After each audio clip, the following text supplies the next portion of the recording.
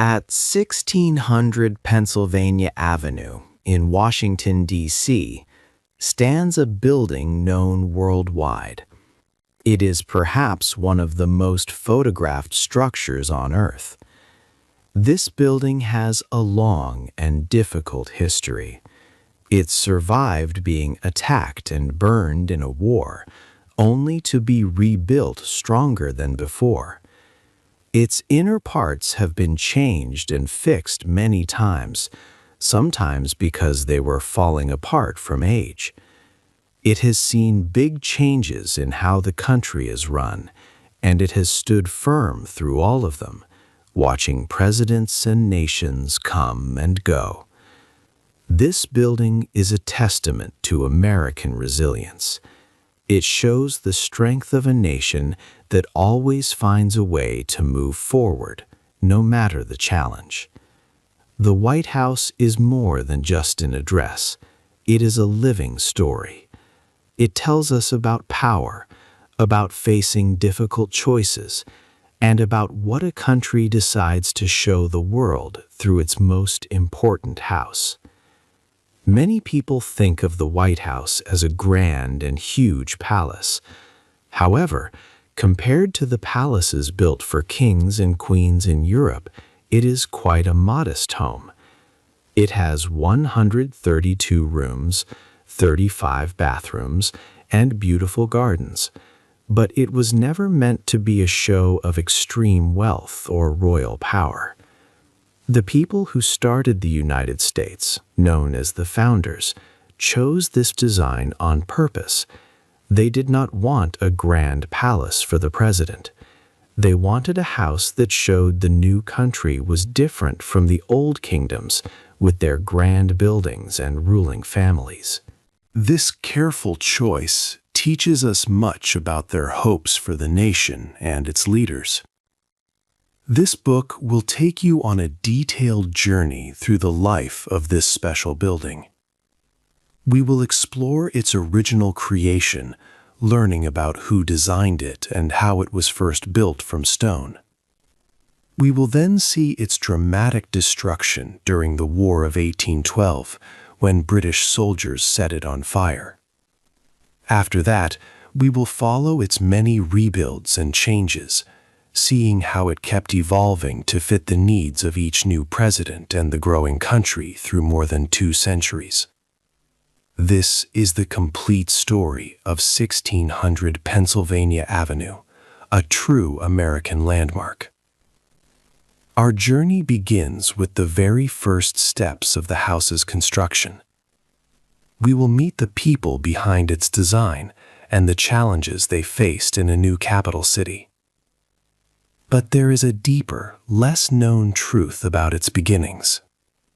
This introduction ends with a hint about the dark, hidden foundations of the building.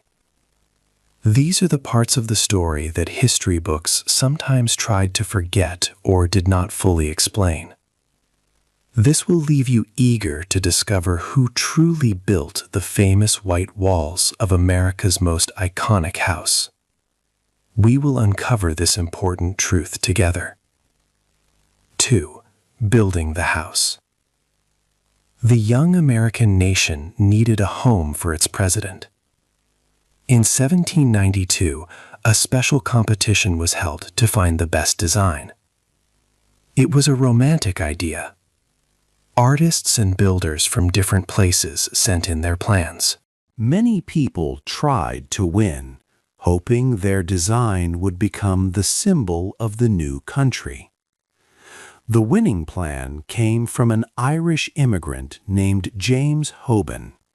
His design was chosen because it looked strong and elegant, taking inspiration from a grand house in Dublin, Ireland called Leinster House. This Irish house is now where Ireland's Parliament meets. But there was a secret in the competition. Historians believe that one of the plans, sent without a name, was actually from Thomas Jefferson himself. He was a very important person, serving as Secretary of State. Jefferson wanted to shape the look of the new Capitol, but his anonymous design did not win. Hoban's vision won the day, creating the basic shape of the president's house we know today. Even though the original plans were for a much larger palace, Congress decided to build a smaller, more modest house. Construction began, taking 8 years to complete. The cost was about $232,000, which is like millions today. But the true cost was far greater and hidden for many years. The capital city was new and far from big towns, so to find workers, the leaders turned to African Americans, both free and very often enslaved. These enslaved people did much of the difficult and dangerous work. They helped dig stones from a quarry in Virginia called Aquia Creek. They cut the rough stone into proper shapes. They worked next to European craftsmen and other free workers. These enslaved workers were not paid for their hard labor. Instead, their owners received the money. This meant the enslaved people got nothing for their sweat and effort. Over 200 enslaved individuals are known to have worked on the White House and the nearby Capitol building. Even James Hoban, the architect, owned 4 enslaved men, Tom, Peter, Ben, and Harry, who helped build the house he designed. This part of the story shows a deep contradiction at the heart of America's beginning. A house built for freedom by people who were not free. By November 1, 1800, the house was still not ready. John Adams, the second president, and his wife Abigail moved in. The plaster was still wet, and the gardens were a muddy mess. It was cold inside. Abigail Adams famously used the large east room, which was not finished, to hang her family's laundry to dry. The young republic was taking its first steps in its new home. The first peaceful transfer of power had happened, but its leaders now lived in an unfinished, freezing building. Would this young government survive in its harsh new environment? 3. The Great Fire. On August 24, 1814, a scary night came to Washington, D.C. A war was happening between the young United States and Britain. British soldiers marched into the city. America's army was not ready. The British won easily in a battle called Bladensburg. President James Madison was away, helping his generals. His wife, Dolly Madison, was still inside, preparing to leave. As British troops came closer, Dolly Madison worked quickly to save important things. She gathered silver and other valuable items. A famous story says she saved a large painting of George Washington by cutting it from its frame. This popular legend is not completely true. Paul Jennings, a young enslaved valet who worked there, wrote what really happened. He said 2 other men were the true heroes. The doorkeeper, John Soucy, and the gardener, McGraw, carefully took the big portrait down. It needed a ladder. They sent it away safely on a wagon with other treasures. The British soldiers entered the White House. They found food in the kitchen and ate the president's dinner, using his plates and silver. After eating, they wanted to cause great damage. They piled up furniture and bedding, then soaked these items with lamp oil. Soon the entire building was ablaze. The roaring fire quickly consumed everything inside. Only the black, empty outer walls were left standing. The next morning, the British looked for more things to burn. But then a terrible accident happened. Gunpowder barrels exploded, and 30 British soldiers died. Because of this, the British Army decided to leave Washington. As they left, a strange and fortuitous natural event took place. A massive storm, some said even a tornado, suddenly appeared over the burning city. Heavy rain poured down, helping to put out the many fires. The burning of the Capitol shocked everyone. Many people thought the government should leave Washington forever and move to another city, like Philadelphia or New York. But the original architect, James Hoban, was called back. He was given a clear instruction: rebuild the house exactly as it had been before. This act of rebuilding became a strong statement about the resilience of the young country. Even after being attacked and burned, America would not give up. But would this sudden freak weather truly be enough to save the skeleton of democracy's home? Or would the government still be forced to abandon Washington forever? 4. A house for the people. The White House was a very public place back then. Ordinary citizens could simply walk right through its front door. This was a wild era where the line between public and private was often blurred. This openness sometimes led to unexpected and even difficult situations. A famous example is Andrew Jackson's first inauguration in 1829. After the ceremony, his supporters flooded into the White House. The crowd was so large and excited that they stood on furniture, broke dishes, and caused a truly chaotic scene. President Jackson himself had to escape out of a window to find some quiet. To get the many guests to leave, large tubs of punch were placed outside on the lawn, drawing the crowd away from the damaged building. This period showed how much the White House was seen as belonging to everyone, sometimes to an extreme degree.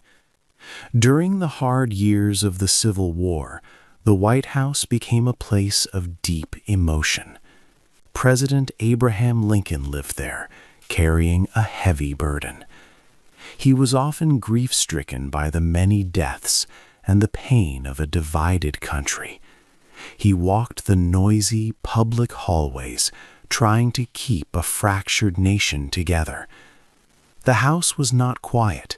It was often filled with people seeking help or advice.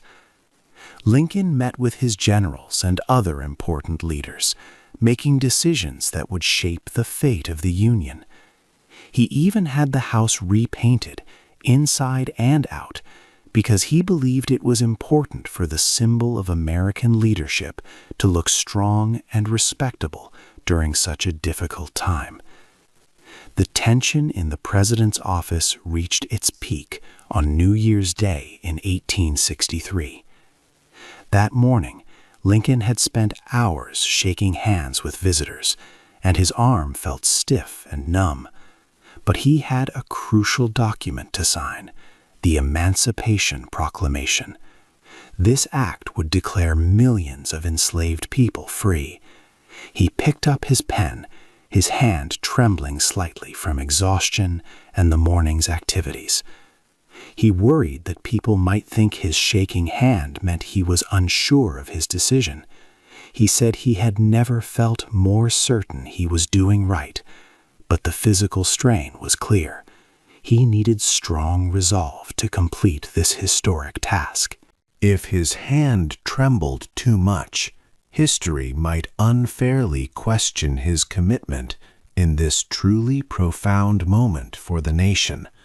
But anyway, he told himself, it is going to be done. And so, with a firm will, he signed.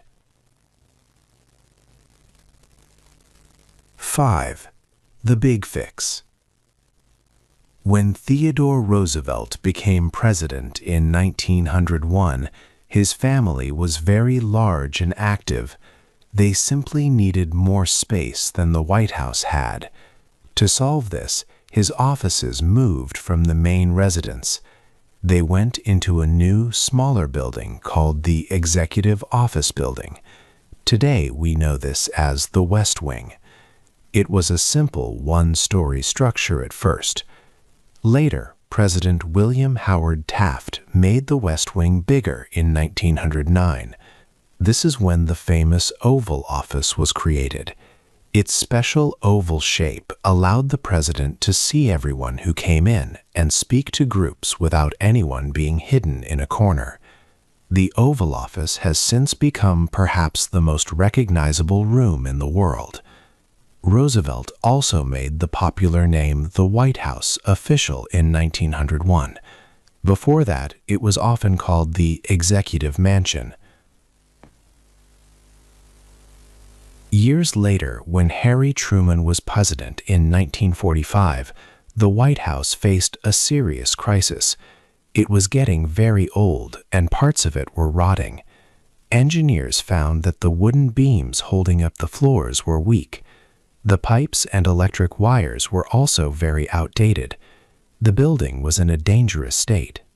A clear sign of the problem came when a piano leg belonging to Margaret Truman, the president's daughter, broke right through her second-floor sitting room floor. It showed that the building was in terrible danger of a complete collapse. The White House was not just old, it was genuinely unsafe. President Truman made a very bold decision. He said they must fix the building completely. The architects decided to do something never done before. They removed everything inside the White House, from top to bottom. Only the fragile outer stone walls were left standing. This was a massive demolition of the interior. The Truman family moved out for 4 years, living across the street at Blair House from 1948 to 1952. During this huge reconstruction, workers built a new strong steel frame inside the old walls. They dug a new 2-story basement and laid a new foundation. The original sandstone walls were made stronger with concrete and steel. New features like a gymnasium, a movie theater, and air conditioning were also installed. This entire renovation cost about $5.7 million at the time. Many old historical details were lost, which made some people saft, but the White House was saved. It was now structurally sound and ready for the future. The question was, could the historic outer walls truly survive such massive internal work? 6. Making it beautiful. When Jacqueline Kennedy came to the White House in 1961, she found its inside looked dreary and boring. She thought it was empty of important old things. Earlier leaders had often taken items from the house when they left. This meant the White House had lost much of its rich history. There were no laws to stop this from happening. Jacqueline Kennedy wanted to change this situation. She believed the White House should not just be decorated with new things. She wanted it to be restored. This meant bringing back its true history and making it look like it did in important past times. She called this a question of scholarship, not just decorating. It was a big and passionate crusade for her. She worked hard to find lost historical items that belonged in the president's house. She searched for old furniture, paintings, and decorations that had been there before. She even created a special committee to help her.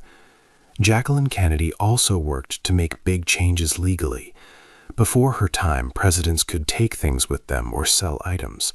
But in September 1961, a new law was passed by Congress. This law said that the White House was now a protected museum. It meant that all gifts and old things in the house must stay there. No one could take them away for themselves. This rule helped to keep the White House a living museum for all American people. It protected the house from being changed too much in the future by new families moving in. She even helped create a new job, the White House Curator, to watch over these historical items. To show all the new changes and the beautiful old items she found, Jacqueline Kennedy did something never done before. In February 1962, she gave a live tour of the White House on television. This was a very big event, broadcast on 3 main TV networks. About 50 million people watched the show across the country. Many people saw the inside of the White House for the first time. They saw how its history was now carefully shown. She even won a special award for her work on the TV show. This televised tour was a big gamble. Would people like her careful work and her refined tastes for the house? Or would her expensive ideas cause a big political problem, a scandal for her husband, President John F. Kennedy? The public's reaction would decide if this new way of looking at the White House as a shared museum would be a success for the nation. 7. Secrets and Stories. The White House holds many untold stories within its famous rooms. For example, the well-known Lincoln bedroom has a surprising secret. Many people believe President Abraham Lincoln slept there, but that is not true at all. This room was actually his grueling office, where he worked tirelessly through the Civil War. He held critical meetings, debated big ideas, and made very difficult choices for the nation, like signing the Emancipation Proclamation.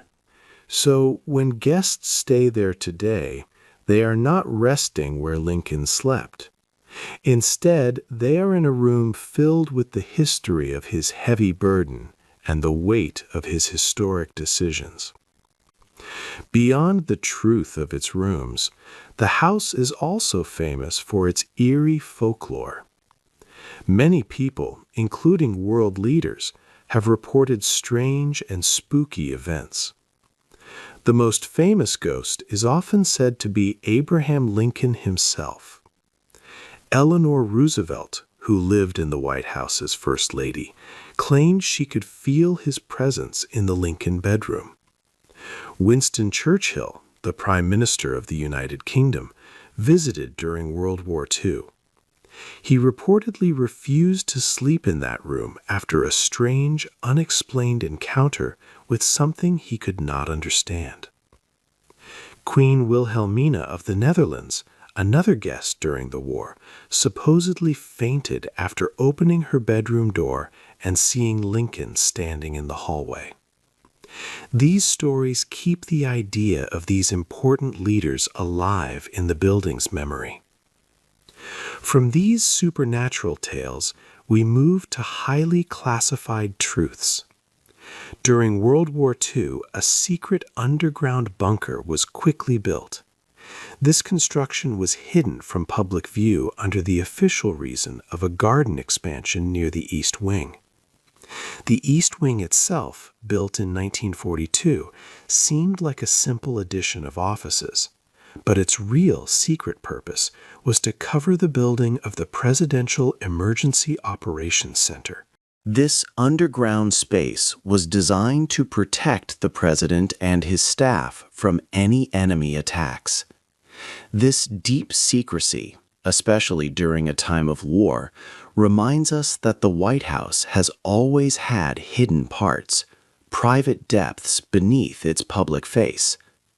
It makes one wonder, what other important classified secrets are still buried beneath the president's lawn, kept hidden from the world? The House today.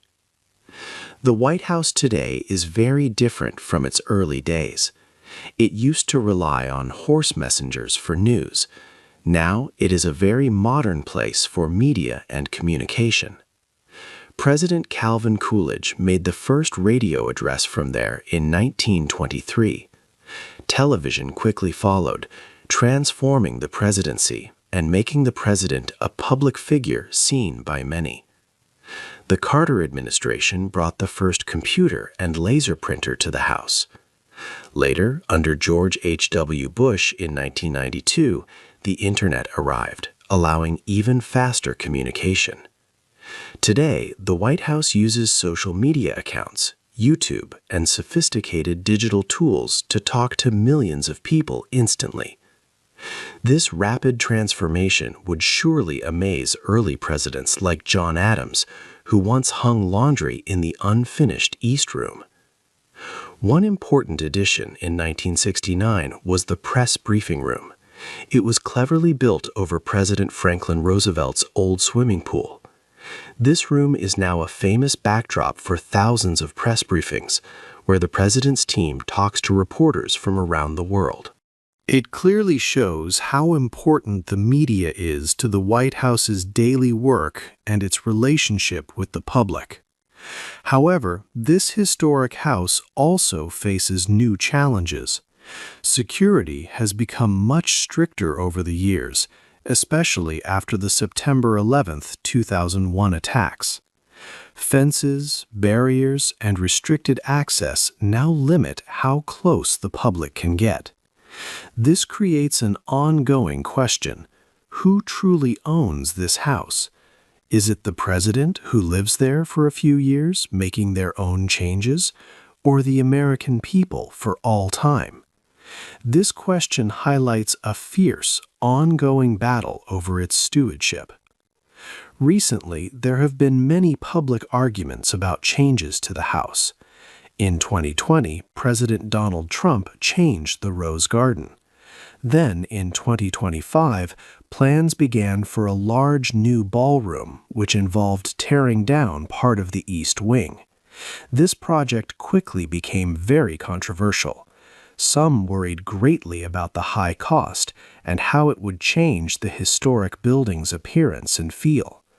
The National Trust for Historic Preservation even filed a lawsuit to stop the ballroom construction. This shows the constant tension between keeping history alive and allowing a president to make their mark. The White House is more than just a building. It is a powerful symbol of American democracy. It reflects our highest ideals and also our past problems and mistakes. It has seen countless changes and many different leaders. It holds many contradictions, like being built by enslaved people, but later becoming home to an African American president. The White House continues to be a central part of the American story. It is not a finished monument. It is a living, breathing argument about what democracy means, who it is for, and how far it still needs to go. It is a conversation that never truly ends. If you could spend one night in any historical room of the White House, which one would you choose and why? Leave a comment below. Hey there! Just a second before you go. If you learned something new today, please give this video a like, write your thoughts in the comments, and subscribe to the channel. It only takes a second, and it really, really helps to create even better English videos for you. Your support means the world.